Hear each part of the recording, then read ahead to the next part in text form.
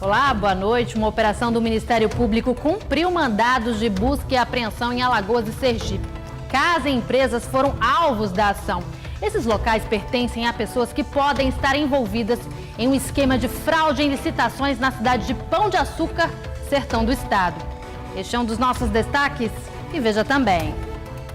Polícia deflagra a Operação Ponto Cego. O alvo é uma quadrilha acusada de aplicar golpes em Alagoas, Pernambuco e no Rio Grande do Norte. Campanha nacional de vacinação contra poliomielite e sarampo começa na próxima segunda-feira.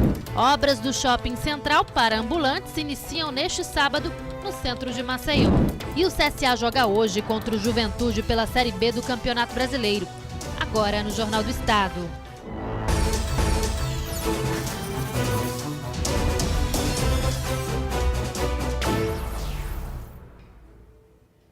O Ministério Público cumpriu mandados de busca e apreensão em Alagoas e Sergipe. Os alvos da ação podem estar envolvidos em um esquema de fraude em licitação na cidade de Pão de Açúcar, sertão do estado.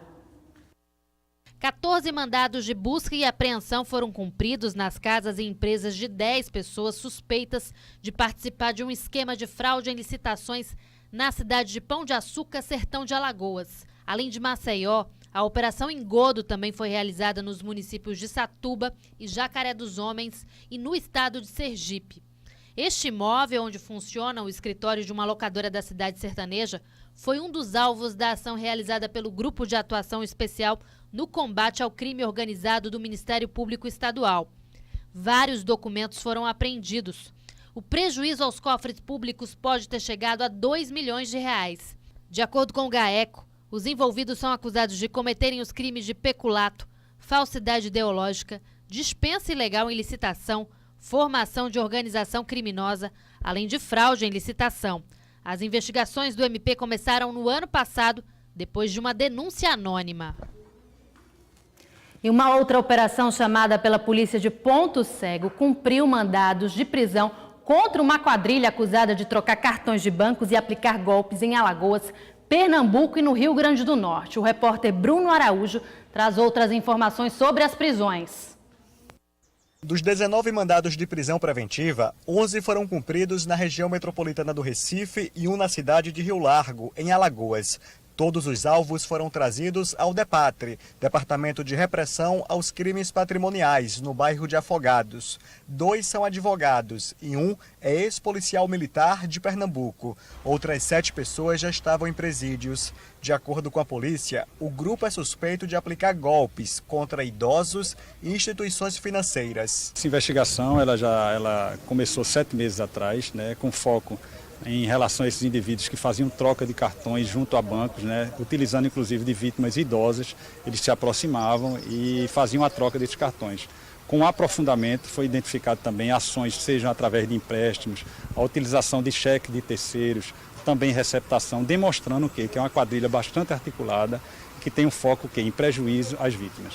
A Polícia Civil afirma que a quadrilha praticava os crimes de estelionato, corrupção ativa, corrupção passiva, lavagem de dinheiro, furto qualificado e advocacia administrativa. A questão do favorecimento, em relação a influências junto a órgãos públicos, seja junto a outras instituições. Os policiais civis ainda cumpriram 16 mandados de busca e apreensão.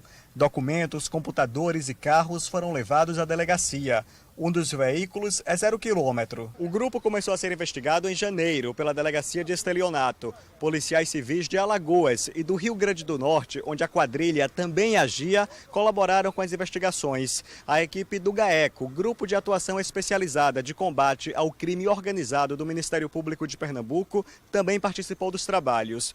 Todos os mandados judiciais foram expedidos por um desembargador do Tribunal de Justiça de Pernambuco. A CELP foi acionada porque um dos alvos é apontado por furtar energia elétrica. Os detalhes da Operação Ponto Cego vão ser divulgados na próxima semana.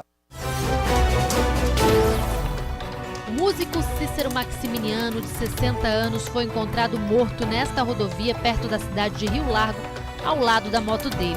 No local, apenas uma peça de um carro, o que indica que houve uma colisão. De acordo com a Polícia Rodoviária Federal, até agora não há outras informações sobre o caso. Cícero era conhecido como Arrepiado, fazia parte do trio de forró Três Alagoanos. Acidente na Avenida Menino Marcelo. Um carro bateu em uma moto e deixou o motociclista no chão. A perna dele ficou presa às ferragens. Algumas pessoas tentaram ajudar, mas o corpo de bombeiros foi acionado e conseguiu desprendê-lo do veículo. Ele estava de chinelo, que pelo Código de Trânsito é proibido ao pilotar motocicletas.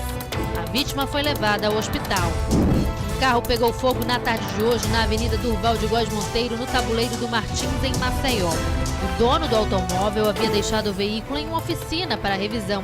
Depois que saiu do local, o carro pegou fogo. O corpo de bombeiros foi chamado para conter as chamas. Ninguém ficou ferido. Ainda não se sabe a causa do incêndio. Mais uma tentativa. A Prefeitura de Maceió vai iniciar as obras do Shopping Central. As conversas entre os trabalhadores e os representantes do município sobre o projeto de estruturação para a região da Praça dos Palmares tiveram início no ano passado. Nessa primeira fase do projeto, que começa amanhã com a demolição da parte interna do shopping, os ambulantes, cerca de 150, permanecem na Praça dos Palmares. O prédio deve levar uns 2 meses para ficar pronto. E a ideia é que assim que terminarem as obras, os comerciantes ocupem o novo espaço. A partir daí vem a segunda etapa, que é a revitalização de onde estão os ambulantes hoje, que é o trecho final da Rua do Comércio, e a terceira fase, com a restauração da Praça dos Palmares. Os 2 últimos trabalhos devem levar cerca de 1 mês para serem concluídos. Eles estão prometendo que vai dar um canto melhor para a gente, agora que cumpra com essa promessa e as coisas melhorem para todo mundo, né? A tentativa de transferir os ambulantes já havia ocorrido, já que o espaço é alugado pela Prefeitura há 10 anos. Os comerciantes chegaram a ocupar o local por 2 vezes, mas de forma desordenada, e por isso não houve sucesso. Onde eles operam, ali naquele trecho de rua que nós identificamos como o último trecho da Rua do Comércio, eles permanecerão lá até a execução do projeto final. O projeto contempla uma pracinha de alimentação, uma areazinha de lazer para a pessoa jogar um dominó, um baralho, e tem também um espaço cultural, para que os próprios ambulantes, depois com uma associação bem formada, possam movimentar, levar grupos culturais, levar um repertório musical, enfim, o que eles puderem pensarem para criar um momento de uma estratégia de atração para que as pessoas possam comparecer, melhor. Os ambulantes já estão cadastrados para ocuparem o novo local de trabalho. Isso é um ambiente bem legal, né? O que a gente ouve eles falar por aí, né? Vai ser uma coisa bem legal para nós. Que bom que ele gostou, né? O Nordeste tem o 2º maior eleitorado do Brasil nas eleições de 2018. Só perde para o Sudeste. É o que apontam os dados do Tribunal Superior Eleitoral. A pesquisa também mostra que aqui no estado, assim como em quase todo o país, a maioria dos eleitores é mulher.